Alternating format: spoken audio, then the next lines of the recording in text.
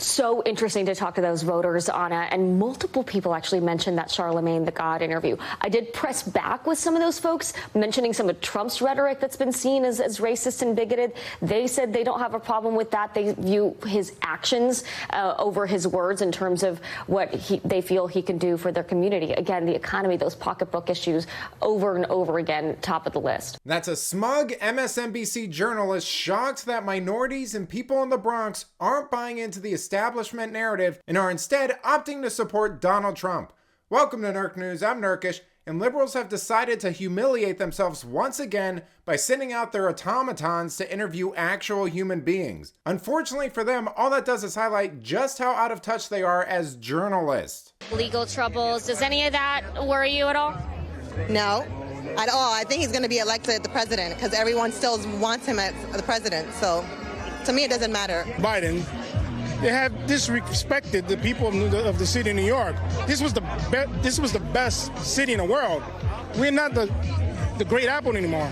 We're not the big apple. We are the rotten apple. Biden went on the Charlemagne the God show and said, "You ain't black if you don't vote for him." I'm black because that's what how I was born and what I am. And Trump is the man that can save this country. Actually, I think him being in the Bronx is pretty cool. So I was like, I'm going to just go through and see. We were interested, so we took a walk over, and it's pretty cool to see the different diversity of people that came and are coming together for today. That's what I was going to say. Have you ever gone to a Trump rally? Are you political at all? Or are you just curious about No, what's I've going never on? been. I actually just came because he's in the Bronx. I don't know of any president that's ever come to the Bronx. Period. Did you ever expect him to come here? No, not at all. Not at all. And Jose, a lot of the people I talked to were first-time voters. Some had never been to a Trump event before. Some had voted for Obama twice and voted for Biden and are now saying they are going to vote for former President Trump in November. You know, you can almost see the look of fear in her face. The only reason I can imagine that these networks would subject their underlings to this sort of stuff is in hopes of stirring up their base. After all, fear-mongering is a huge tactic for the left, so maybe if they scare them enough with a healthy dose of reality and filter that through their usual propaganda, they might be able to motivate a few more people into voting.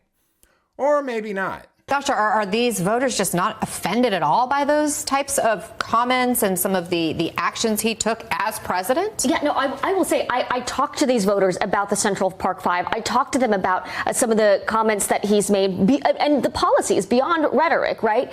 They are just so focused on what their lives are like right now, what they can feel tangibly, that when I push back with those comments, they shut that down. They said, listen, he might say some things. Again, they focused on the rhetoric still because they feel like that's what the media sort of, consistently puts out there. They say he might say some stuff that's offensive, but at the end of the day, I feel like my life was better under former President Trump than under President Biden. And I take all of the points that we're hearing here, but this is what I hear from voters consistently. And we see this reflected in the data as we're seeing these numbers of Black and Hispanic voters sort of getting chipped away from the Democratic Party and moving towards Trump.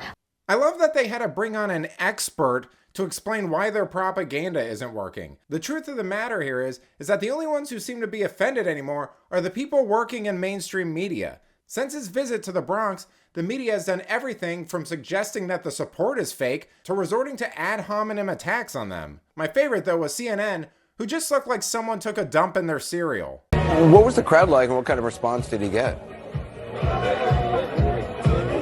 Well, certainly a bigger crowd than I think Democrats would like to see, particularly given this is one of the bluest counties in the entire country. Now, one of the things that was interesting to me is that the Trump campaign said that they were going to micro-target to get people from the community to come to this rally. I wasn't sure what to expect. I've gone to a lot of these rallies across the country, and there are often people who travel hundreds of miles to see Donald Trump, and they're not necessarily part of the community. However, one of the things that I found was that there were a lot of people here that were actually from the Bronx.